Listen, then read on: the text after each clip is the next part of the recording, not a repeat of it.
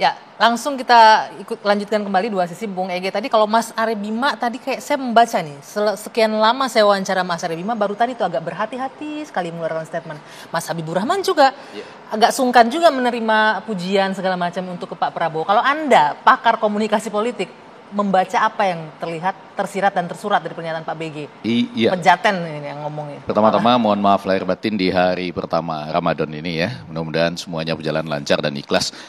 Lanjut, memang betul saya baru pertama kali juga dalam acara-acara di TV One melihat baik Mas Arya Bima maupun Habib kita ini, Habibur Rahman ini kelihatannya berbicara itu hati-hati tapi senyum ya. Ngitung kiri, ngitung kanan, ngitung depan. Ini pasti karena Pak BG yang menjadi sumber. Kenapa? Oh iya. iya. Kepala BIN yang ngomong. Nah sebetulnya kalau kita dengar ahli-ahli, ini namanya trajektori ya. Trajektori itu memprediksi ke depan, melihat apa yang terjadi sekarang. Ada Prof. Martin Yusani, Bambang Wibowarta, Paiman Raharjo. Mereka pasti bilang ada dua hal, yaitu mengenai waktu dan arah. Nah kalau kita bicara tentang arah, maka seperti tadi, ini yang berbicara adalah Bapak BG. BIN, ya kan, yang tentu punya banyak informasi. Betul. Dan kebetulan juga dekat dengan ketua umum partainya Mas Arya Bima ini gitu. Jadi, nah kemudian dikaitkan dengan pertemuan di istana yang ada ketua umum dengan presiden, sedangkan pertemuan itu di Papua ya, peresmian Papua Kreatif Hub gitu ya. Nah, saya mau melihat itu dengan dua hal. Kalau Anda taruh pada hal yang paling sederhana, jadi artinya kalau kita abaikanlah semua yang tadi, maka anggaplah ini membicarakan tentang capres-cawapres itu adalah canda yang paling umum. Anda kalau mau pidato sekarang di hadapan siapapun, kebetulan ada capres-cawapresnya, singgung aja. Apalagi sampai bicara tentang aura, ya kan? Itu semua pasti akan tertawa. Dan kalau sepakar komunikasi Anda melihatnya ini sebagai bentuk ice breaking. Oh, kalau ini istimewa, terutama karena lebih dari itu. Belum pernah saya lihat Pak Prabowo tuh gayanya begitu. Begitu disebutkan oleh Coba kita putar kembali ya. Oh iya, kita putar ada kembali, tangan Pak yang Prabowo gini loh, tangan yang apa tuh? Menutup di kedua bahasa tubuhnya kaki, ya. Iya. Terus kemudian tangan seperti ini. Ini ke arah Pak Jokowi juga gitu ya. Dan kelihatan riang tapi wajahnya. Oh riang gembira. Itu kalau definisi yang paling sederhana malu-malu mau lah gitu ya. Atau tersipu-sipu mau gitu. Cuma malu-malu yang menjadi pemahaman selanjutnya ini nanti Mas Arya Bima dan Habib justru ya.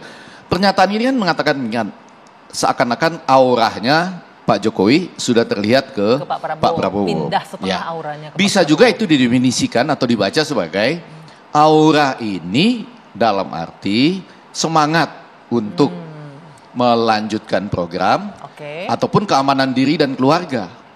Itu lebih dekat kepada... Apa ini maksud keamanan diri dan keluarga? Iya, ini kan kita bicara soal BIN loh ini. Data-data. Data ini. Jadi kalau kita lihat aura dari beberapa calon yang ada, maka aura yang paling mau melanjutkan program-program Pak Jokowi, IKN utamanya, itu Pak Prabowo. Serta keamanan Pak Jokowi dan keluarga yang akan maju di pilkada misalnya, itu Pak Prabowo.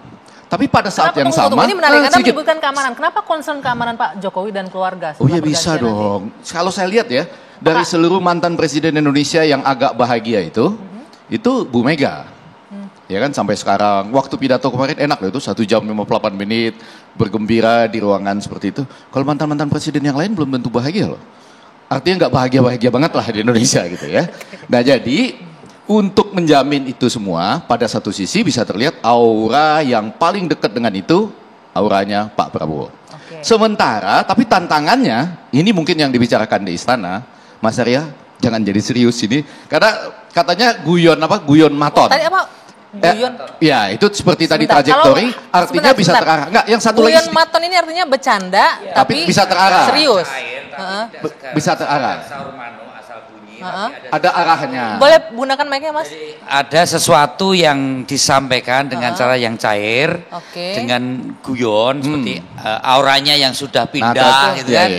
Tapi ini kan juga tidak asal disampaikan, tapi ada satu dasar-dasar tentunya sebagai trajektori, ada arahnya tadi. Nah tapi yang kedua saya mau bilang, jangan-jangan pada sisi lain ada juga aura, yaitu aura yang selalu ingin dan tidak offset dari Ibu Ketua Umum itu, auranya Ganjar. Jadi kalau misalnya dilihat nih arah ya, aura yang satu lebih dekat ke Jokowi untuk melanjutkan program, untuk melanjutkan IKN, juga nanti keamanan dan lain sebagainya, bisa diartikan lebih luas. Kemudian pada bagian lain ada aura yang menunggu apa kata Ibu Ketua Umum. Dan tentunya di dalam itu ada juga intersection, persinggungan dengan melanjutkan program-program Pak Jokowi yang sejalan dengan PDI Perjuangan gitu.